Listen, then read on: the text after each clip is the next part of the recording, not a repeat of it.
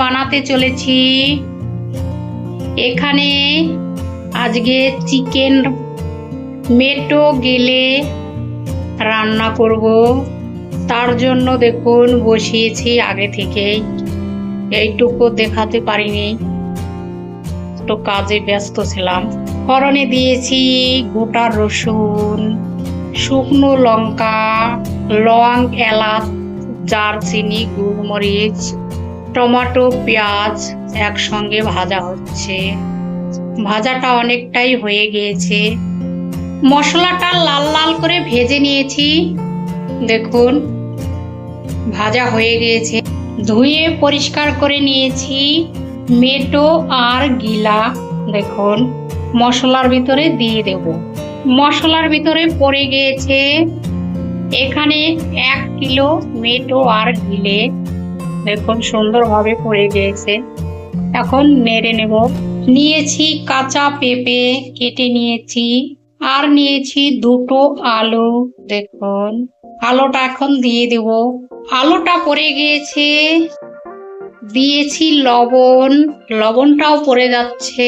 এইভাবে করে একটু কষিয়ে নেব, তাহলে মেটো গিলার ভালো স্বাদ আসবে। অনেকটা পরিমাণ জল ছেড়েছে। দেখুন লবণ দেওয়ার পরে অনেকটা জল হয়েছে। এই জলেই হয়ে যাবে রান্না। কয়েকটা কাঁচা লঙ্কা দিয়ে দেব। কতটা পরিমাণে জল উঠেছে। এখন দিয়ে নেব গুঁড়ো মশলা। সব গুঁড়ো মশলা পড়ে গিয়েছে। এখন নেড়ে নেব। মশলা দেওয়ার পরে দেখুন কালারটা কত সুন্দর চলে এসছে। এখন একটু ঢাকা দিয়ে দেব, আলুটা সেদ্ধ হয়ে যাবে। আজকে পেঁপে আর আলু দিয়ে দুটো দিয়েই বানাচ্ছি। পেঁপেটা দেখুন পড়ে গিয়েছে, কাঁচা পেঁপে একদম দেখাই যাচ্ছে। এখানে আছে বেটে রাখা গরম মশলা। এখন গরম মশলা বাটাটা দিয়ে নেব। গরম মশলা বাটা পড়ে গিয়েছে, এখন নাড়ব না, এইভাবে ঢাকা দিয়ে রেখে দেব। এই দেখুন সেই মেটো গিলা কষাটা হয়ে এসছে।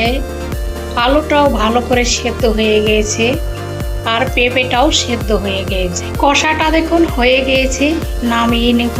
পেঁপেটা শুধু দেখুন একদম গোটা গোটা আছে, একটুও ভাঙেনি, আর মেটেগুলো একটুও ভাঙেনি।